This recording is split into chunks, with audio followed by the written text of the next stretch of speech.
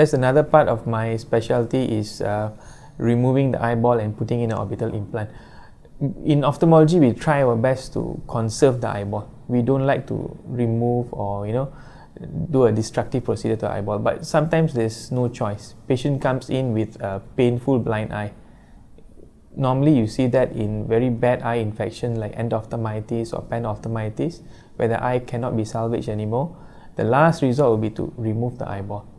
And even in injuries, there are very bad injuries where you can't salvage the eyeball. As a last resort, after informing the patient and the relatives, only then we'll remove the eyeball. But as a primary procedure, we try our best to patch things up. And another condition is tumors within the eyeball. Some patients have tumors within the eyeball, like a choroidal melanoma is very large. So in that cases, the longer you keep the eye, the higher the chance of the tumor spreading. So in that patients, we need to remove the whole eyeball. So when you remove the eyeball, the socket will be empty. When you leave a socket empty, the things around the eye will start shrinking. So to prevent that, we put a small orbital implant inside. And this orbital implant is anchored to the eyeball muscles. So there will be some movement when the patient does a prosthesis. So the orbital implant is a procedure done by ophthalmologist.